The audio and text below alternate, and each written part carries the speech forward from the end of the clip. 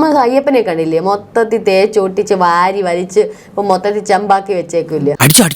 ഒളിക്കടവിൽ അമ്മൂമ്മമാരെ കുളിച്ചും കാണുന്നവരെ അടിച്ചോ. ചേച്ചി, തിരുവനന്തപുരം കോർപ്പറേഷനിലെ പുതിയ മേയർ വരുന്നു, BJP അധികാരത്തിലേക്ക് വരുന്നു എന്നുള്ളതൊക്കെയാണ് വാർത്തകൾ. എനിക്കിനി തൂറാനുള്ള സമയം കിട്ടുമോ എന്തോ. നമുക്കറിയാം, കഴിഞ്ഞ 5 വർഷമായിട്ട് തിരുവനന്തപുരം എന്ന് പറയുമ്പോഴേ എല്ലാവരും ആദ്യം പറയുന്ന പേര് ആര്യ രാജേന്ദ്രന്റെ ആണ്. അതിൽ ഞാൻ ഇന്ന് ഖേദിക്കുന്നു.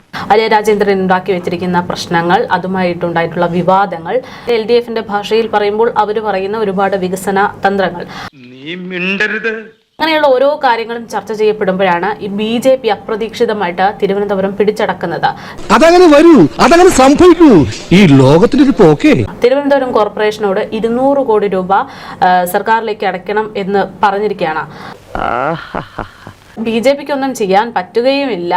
ഇതുവരെ മേയർ ആര്യ രാജേന്ദ്രൻ ഈ സാമ്പത്തിക പ്രതിസന്ധി ഒന്നും അറിഞ്ഞില്ല എന്നുള്ള രീതിയിലാണ് കാര്യങ്ങൾ പോകുന്നത്.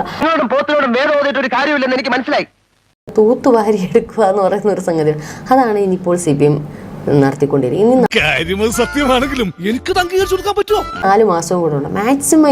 ഇത് ഈ കോർപ്പറേഷൻ മാത്രമായിരിക്കത്തില്ല, ഇനി ബാക്കിയുള്ള 5 കോർപ്പറേഷനിൽ നിന്നും കൂടെ തൂത്തുവാരി എടുക്കത്തേ ഉള്ളൂ. തൂത്തുവാര, വേറെ ഒന്നുമില്ല. തൂത്തുവാര് പണിയെടുത്ത് തിന്നണമെന്നൊക്കെ ആഗ്രഹമുണ്ട് സാറേ, പക്ഷെ പറഞ്ഞു പറ്റിച്ച് തിന്നാലേ വായിന്നിറങ്ങുള്ളൂ.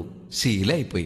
കടത്തിമേ കടമാണ്, ഇനി വാങ്ങിക്കാനില്ല. കേന്ദ്രത്തിന്റെ ഇടയ്ക്ക് തെരഞ്ഞെടുപ്പിന് മുന്നെയാണ് ചോദിച്ചണക്ക് അവരെ ആട്ടി പായിച്ചിട്ടുണ്ട്, ദൂരെ പൊയ്ക്കോളാൻ പറഞ്ഞിട്ടുണ്ട്.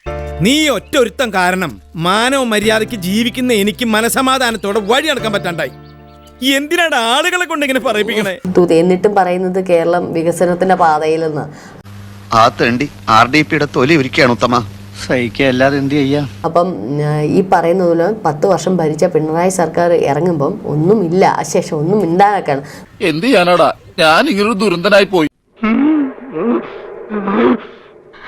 സന്തോഷായി, നല്ല സന്തോഷായി.